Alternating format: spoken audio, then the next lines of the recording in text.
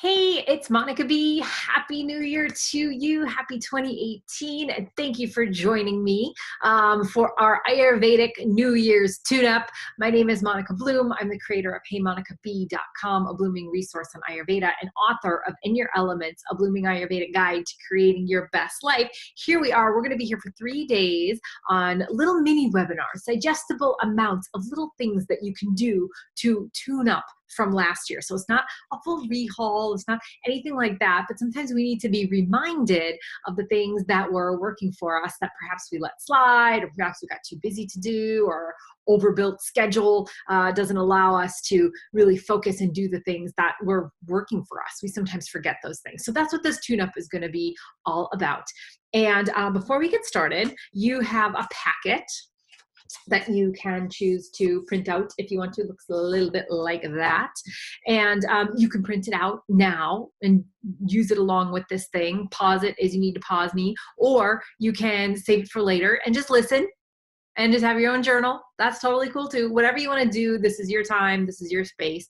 And before we get started, I just wanted to share a little bit about why I teach things the way I do. So I started Hey Monica B back in 2007. And I started it because I couldn't really find anything online that explained Ayurveda in the way that it made sense to me, the way that I could use it for my life. And I thought, well, I'm going to create something where I bring Ayurveda to our life to make it really, really accessible, useful, and effective for people. So I started that way back then because at the time I was trying to get myself more healthy as well.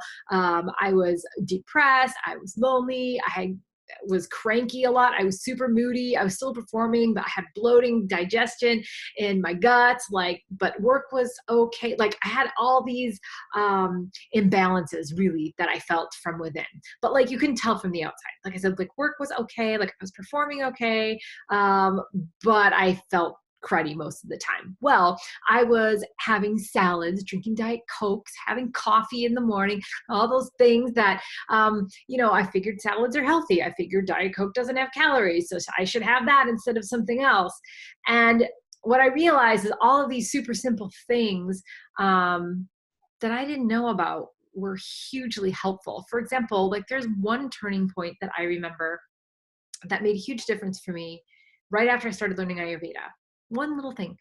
I went to Whole Foods and I went to the takeout counter where they make pre-made foods, right? And I got mac and cheese and a little side of warm vegetables, warm broccoli. And I never ate warm foods. I didn't even take time for lunch, but I sat down and I had that meal and I felt good. And I was like, wow, I'm actually not bloated and puffy. I actually don't have stomach cramps. I have enough energy for the afternoon. I don't need snackies and candies at like 2 o'clock or another coffee in order to see me through. And that was, I've had many turning points along my whole journey of healing, but for me, that one stands out in my mind. A silly little takeout meal from Whole Foods that I just sat at the counter and ate, but it was warm food. And I was like, oh my gosh, greatest thing ever for my health. So that's why I teach the way I do, because the most simple things are the things that make the biggest impact, and the things that you might not even know about, right? You might not know these things might make a huge impact for your life, and they're not expensive. They're not difficult.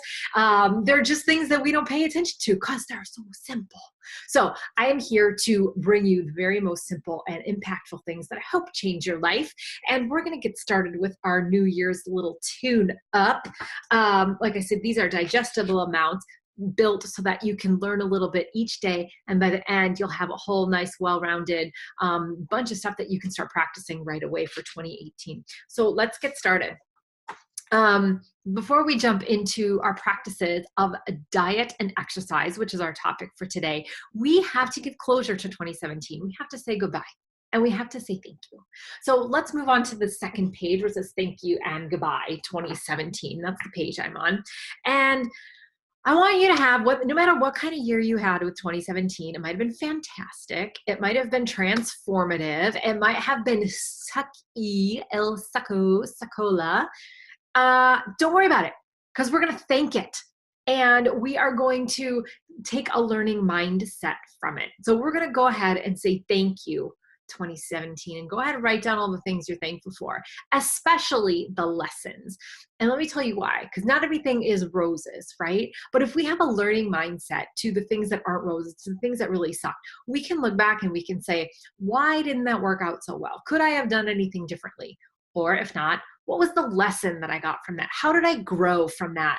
Was it really as bad as it seemed to be? And if it did, and we can't see that right now, we're going to have faith that in the future, when we look back, we're going to say, oh yeah, that's why that happened. It was to set me up for something better.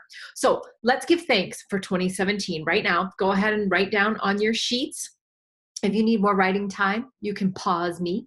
Or I'm going to keep going, because for those people that aren't writing, they're just listening. It would be boring for me to sit here in silence. So, okay, thank you, 2017. Write it down. The next thing you're going to write down are the things that you can leave behind in 2017, the things you don't want to take with you. Just because we learned a hard lesson, or we had a hard moment, or we had a difficult conversation with somebody, or we failed at something. You just sucked. You just failed on that one.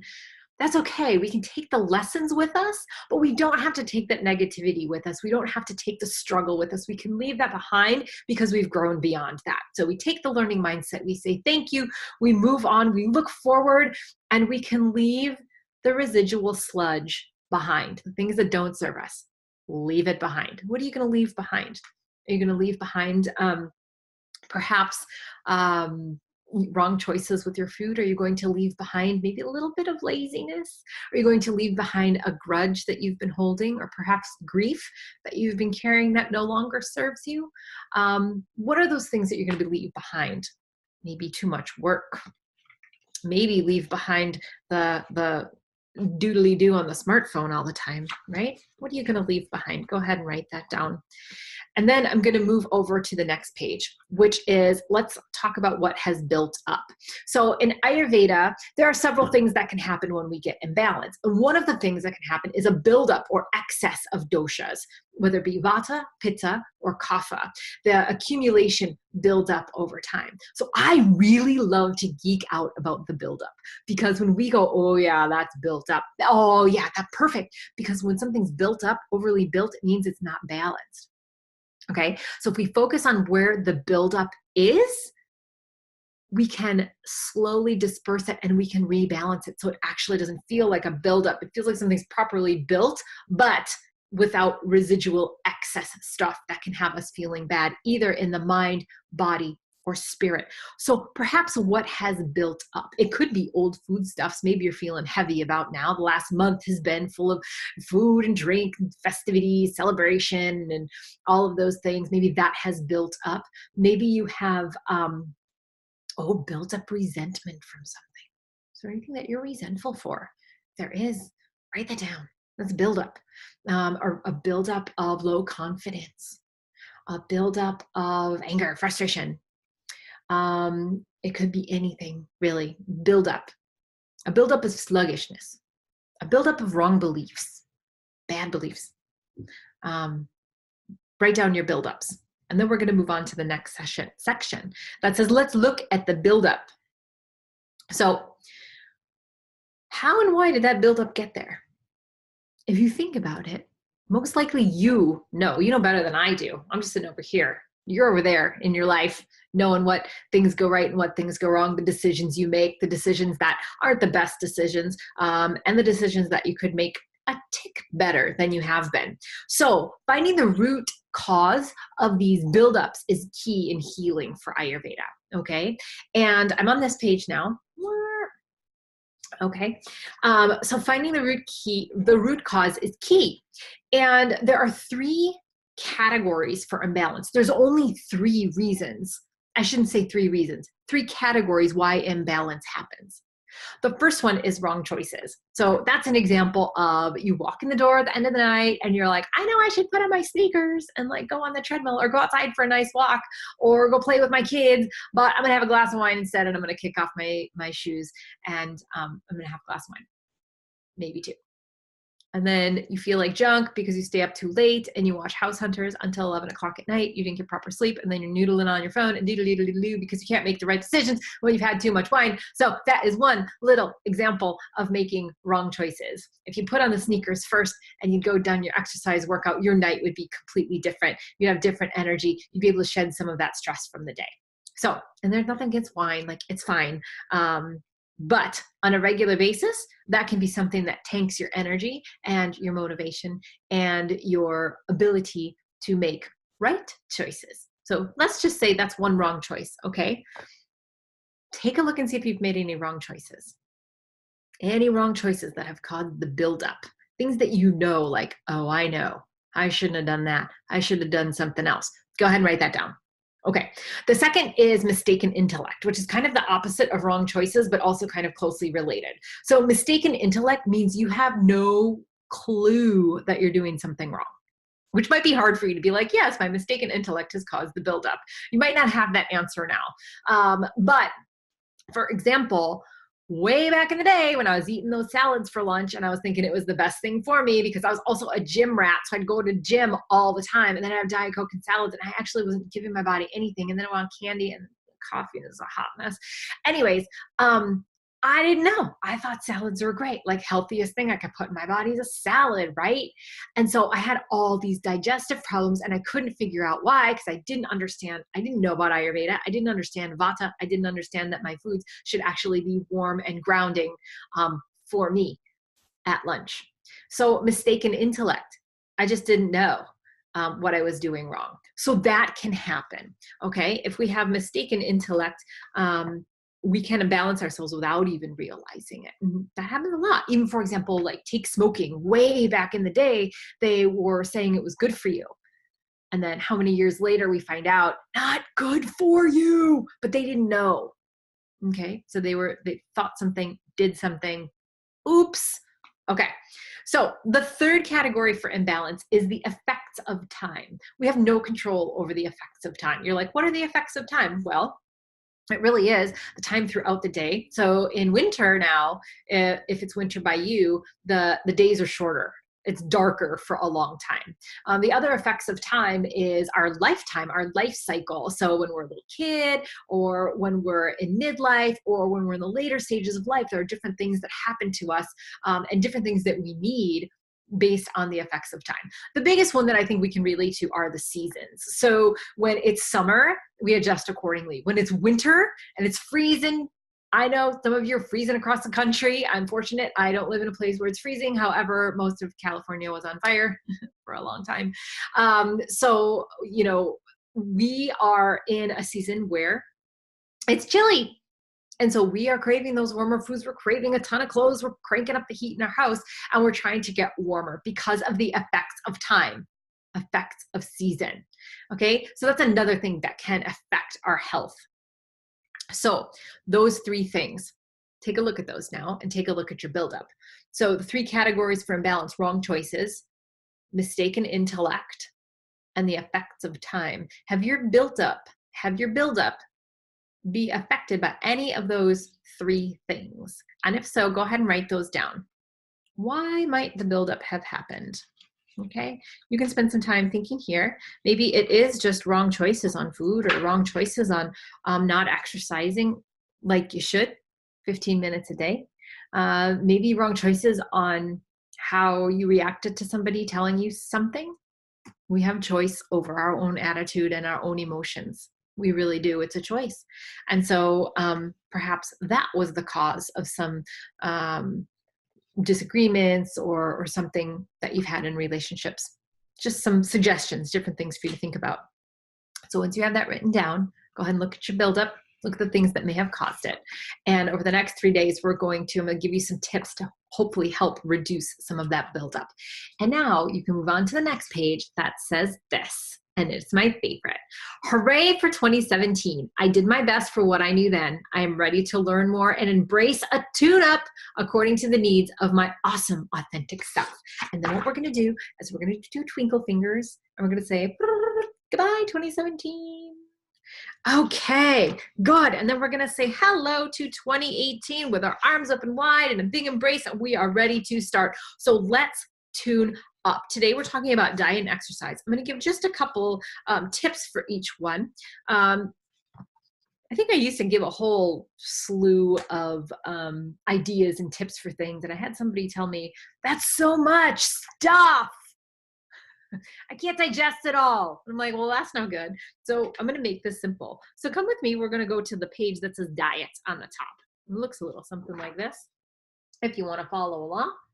And if not, just take a look there. So the diet, first of all, we've spent the last month eating probably more rich foods than we have at any other time of the year. I don't know, maybe not. But for me, that's true. And for the people I know, that's true. So we're having brie with the cranberry or the chutney stuff on the top. We're having extra bread. We're having maybe you guys are having meats, like extra heavy meats or something, maybe extra wine, extra cocktails, extra cheesy things.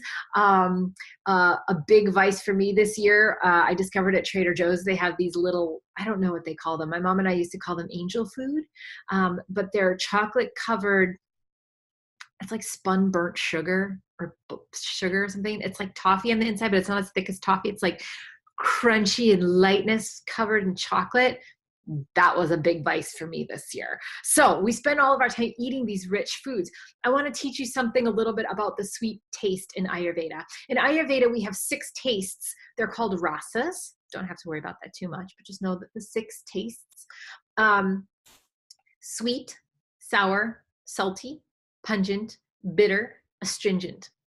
And we need a balance of those 6 tastes in order to have an optimal body. And when our body is functioning optimal, our mind will function optimally because it's covered all the different qualities that those tastes have in them. So that's really what it comes down to, is the qualities of each taste. I'm not going to get into that too much now, but it's important that you understand that the sweet taste is the taste that builds. And the sweet taste is the taste that I see in a lot of people's diet that they overindulge in. And by sweet taste, I don't mean sugar, although sugar is covered under that category. But the sweet taste is your grains, dairy, mostly, unless like a sour cheese. We're not going to get into that. So just think grains, dairy, meat, sweet fruits, sugar. Okay. And the sweet taste, like I said, can be very balancing. It's grounding and it's building, which is important because our body's actually rebuilding itself every single day. However, when we have too much of the sweet taste, let's say, for example, the past month of holiday, and we're just kind of overindulging and all the taste is the same, it's very similar, it's all sweet, we get overbuilt, which can leave us sluggish in the mind or lethargic in the body or feeling extra weight, seeing extra weight can show up because of that. So what we want to do in the beginning of the year is balance that out and choose foods that are actually very simple and very light. So I suggest, if anybody's ever tried khichdi, it's awesome. Khichdi is a blend of mung dal and basmati rice with some vegetables and Indian spices. Just a couple meals of khichdi can actually help reset. It's a light food, but it is also very nourishing. It's nutritive, which gives us all of the nourishment that we need. And it's a totally balanced food. And also the spices in it work on our digestion. It helps us. I'll give you the recipe for khichdi in the leave behind packet from these 3 days. But something like that can do wonders for us to help reset. Now, if khichdi sounds foreign to you or if it sounds a little bit complicated, no worries. Just make some rice. Basmati or jasmine are the best. Brown rice is actually very hard to digest unless you're a super pitta and eating white rice or basmati rice has you hungry in an hour. But for most people, basmati or jasmine rice is great.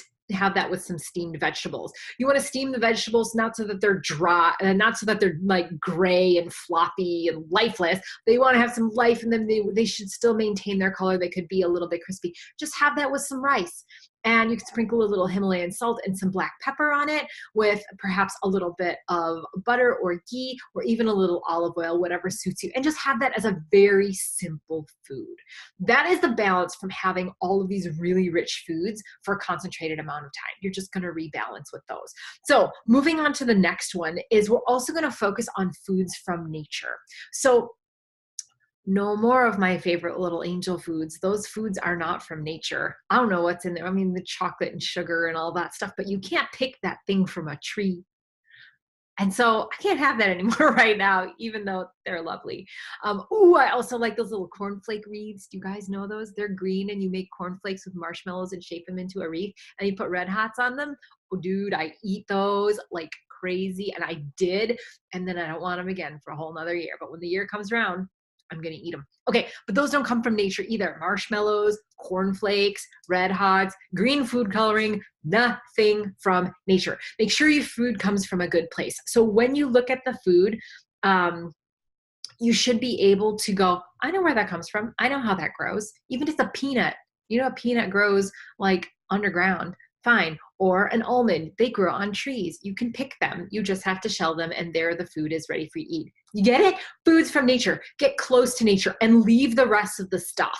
The reason why we have accumulated perhaps some extra weighty, sweety things from the holidays is because of the rich foods, because of the processed food, because we have stepped away from eating foods that are from nature. Even if it's a squash, awesome. Winter squashes, so good. Have those. You know where they come from. You know how they grow. Okay. The third thing that I wanted to talk about in diet is only eat high quality foods.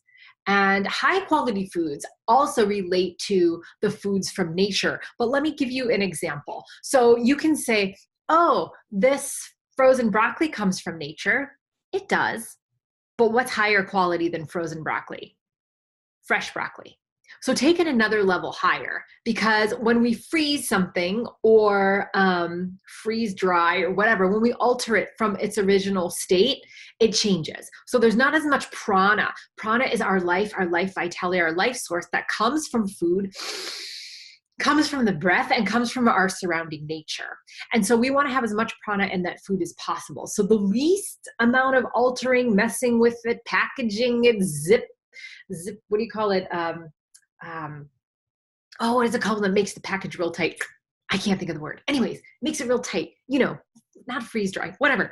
The more we alter it, the more we try and save it, the more we try and like preserve it, it loses that prana. So reach for the high quality stuff, at least for now, for like the next 3 weeks, because you've spent a month having the imbalancing foods. So now you need to spend some time having the really good high quality food so you can balance that out. And I'm a firm believer, and I live this way, is like 80 to 90% of the stuff that we choose should be really good, spot on, well done, high quality foods from nature. The rest, we can screw it up. 10% of our foods that we screw up is fun food. Like it's not forbidden. It's not, something to be ashamed about. A glass of wine, a cupcake every now and then, those little things, those little angel foodies, so good. Once in a while, yeah, sure, have it. That's what enjoyment of life is. But the rest of the time, you should be on your A game with your food. Yeah. And so for now, if you spent the last month screwing up, you got to spend some time the next 3 weeks, the next month, doing a good job so you can rebalance that so you don't get accumulation and build up. Okie dokie. Okay, now check out this next question on here. How can I adjust my foods this week? So let's think about the things that you could do to adjust your food. If you were eating a bagel with cream cheese for breakfast, and then for lunch you had pasta and butter and a sprinkle of Parmesan cheese, and then for dinner you had a pizza with cheese, it's all the same food. It's all bread and cheese. So start to think of your food in that way. Like, what else could you do? Can you insert more vegetables? Can you insert some arugula, some brightness?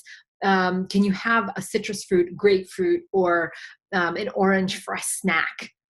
You know, instead of having, like, in our house it's big, we have fig bars. Like, it's just more of the heavy, sweet stuff, right? So have that instead. How can you adjust your foods this week to bring in more of those greens, vegetables, fruits? And with that, you'll be bringing in the sour taste, the bitter taste, and the astringent taste, okay, to counterbalance some of that sweet taste. Now, on the bottom of this page, you'll see it says, you don't have to be perfect. You just have to do better, which is true. So don't get hung up too tightly on this nutrition stuff. You're just going to do the best you can. And think of that like 80% of the time, or if you're already at 80% of the time eating good foods, then reach for 90% of the time eating really good foods all the time. as a staple, as a consistency. Okay, the next page, we're going to move on to exercise now. So with exercise, here's an exercise page, look like this. Okay. Schedule it. That's the first thing. Every day I take the dog out for 30 minutes every day in the morning. First thing, I wake up, I take the dog out every day. It always happens, because if we don't schedule it, it's not going to happen. We can wish that it will, but if we don't make it a practice to actually do the thing, our day is going to run away from us. So no matter what time slot you have, I encourage you, if you're not doing any exercise at all, schedule 15 minutes. That's it, just for good exercise. If it's not on our calendars, our whole day will overrun that time. And then we're going to say, I don't have time. Yes, you do. You have 15 minutes. You can find it and you can take it. You need to take it for yourself to move your body every day. Okay. The second thing is sweat a little. Did you know that sweat is actually a waste product? Poop, pee, sweat. All waste products. We need to get rid of sweat on a regular basis so that we can actually cleanse the body. It also brings up internal heat for our agni and digestive fire so we can digest our food better. So sweating a little bit is absolutely key. Now notice I said a little bit. You do not have to be sweating from head to toe. You need to sweat a little bit underneath your pits, a little bit on your nose, a little bit on your brow, or wherever. Sweat shows up in different places for different people. But feel that sweat and feel that heat. And then you'll know, oh, I did my exercise for today. Don't worry about spending 45 minutes a day or 10,000 steps or whatever measurements other people are telling you you need to do. You just need to feel a little bit of that sweat every day, and 15 minutes even would do the job. So sweat a little. Get your glow back. Once you eliminate the toxins out of your pores, you'll glow. You'll even look younger. Your skin will look better. Trust me. Okay, number 3 is short bursts count. Yes, they do. There is, so when I get up in the morning and I take the dog, sometimes I'll even do 15 minutes of this, I don't know, quick like calisthenics, like push-ups and jumping, kicking, some of these things. It's really fun for me and I love doing it. So sometimes I'll insert that there. Or if I can't fit that in that day, I will save a time slot for later in the evening where I can do yoga, or I could do that practice then. And the yoga even is only between 20 and 30 minutes. That's the practice that I can fit in. Some resources, if you're like, I just don't know what to do, I don't know how, where to exercise, there is always outside. Unless you're freezing, like much of the country is at this very moment, you're freezing, then perhaps you have a treadmill or a bike or some kind of exercise equipment you haven't used. If that's not the case, there is the dailyburn.com. There is also doyogawithme.com, and that is a free one, which I love. One of my students, one of you actually shared that resource with me, and you can pick your duration of yoga time. You can pick your teacher. You can pick the level that you're at. And it's free. You can just go on there and get started right away. And I love that because I don't have to think. I also use, I'm a fan of Betty Rocker. She's like, pow, yeah, you're awesome, da-da-da, woo, like gets your day started. And she does these 15-minute workouts every single day too. I like her. She's positive and she gives you modifications, and she is just so full of energy for 15 minutes. And I like her. Okay. A little simple trick. If you're having trouble with the exercise thing, put on your shoes. Remember when I said you might walk in the door and reach for that glass of wine? If you walk in the door and put on your sneakers and say, I'm going to go for my 15-minute walk now, or 20-minute walk, or 15-minute pow, or 15-minute yoga practice, whatever it is, you can work up to 30 minutes. If you're already at 15 minutes, then skip all that. You got to work up to a little bit more. That's why I do about 45 minutes of workout a day, because I've been doing this for a while. I've worked up to it. That's my level. Okay, but put on your shoes. If you just change your shoes and put on the thing that like, okay, this is exercise time, you will be more likely to do that thing. Here's another tip. Do you know if you make something even like 20 seconds easier for yourself, your mind will have a better time practicing it? So often I will leave my pile of shoes, workout clothes, sports bra, in a little pile on my floor so that I wake up in the dark. And if I'm not taking the dog out right then, if I'm going to work out first, I just scoop up the pile of clothes. I go in the bathroom, I put on the clothes, I go do the workout, then I get the dog and we go outside. I don't even have to think about it. It's better than shuffling around in the dark, trying not to wake up my husband, trying to get to the drawers and find out the thing. So make something 20 seconds easier for yourself. Anything you can put on auto, do it. Okay. So you're going to write down on here, how can you fit in 15 minutes of exercise a day and what it is? When are you going to do it? What is that thing? It can be as simple as soon as I get up, shoes on, walk 15 minutes on the treadmill or walk 15 minutes outside. I love, like, anytime you can get outside in nature and go walking, I'm all for that. But I'm also aware that it's winter in many places. And sometimes that is very, very cold. And that's not necessarily an option. So I get it. But where can you fit in 15 minutes of exercise a day? Number one. Number two, what are you going to do? What's the thing that you're going to do? Number three, where's your backup time slot? You need those three things in place in order to make this a habit. Consistency is the only thing that works. Okay. Now, if you're sitting there and you're like, but Monica, I'm not motivated. Okay. Well, then I got something to say about that. Just practice, because the motivation doesn't come at first. It doesn't. You're not going to be motivated to do the thing. You are motivated to have the results of the thing. Right? I am not motivated necessarily to get up when it's dark and cold outside and take the dog out for a run. I'm motivated because it makes her feel awesome. She gives me this face, like she's all happy, and I feel energized and ready to go for the day. And I know that if that's the least that I've done for exercise today, I've done it. I've done a good job, and I love how that feels. And so I didn't start out loving the thing, but I love the results of the thing. So the motivation will come after. You do not have to like the thing. And I'm going to tell you, it's going to be hard probably to do it. And you're just going to have to embrace that. Transformation is not easy, and it's not pretty. And so can you imagine what happens in a butterfly's, in a caterpillar's cocoon when it turns into a butterfly? Do you know how messy that is? Ugly, painful, horrible? Poor little thing. So, but that happens to us all the time. We're going to get sore muscles maybe. We're going to maybe wake up early in the morning and it's not our very favorite thing. Sucks. Until it feels great. So get through the sucky part. Commit to something for a full week. Do the thing, knowing that you might not love the thing. It doesn't matter whether you like it or not. It matters whether you get the results, and the results help you feel like you've won, like you've got it, like it feels amazing. And then you're going to want to do the thing. Then you will be motivated to do that thing that might not be your favorite, but you'll keep doing it because you like the results. Does that make sense? Okay, I hope so. So just practice. The motivation comes later. Don't worry about being motivated. You just go do it.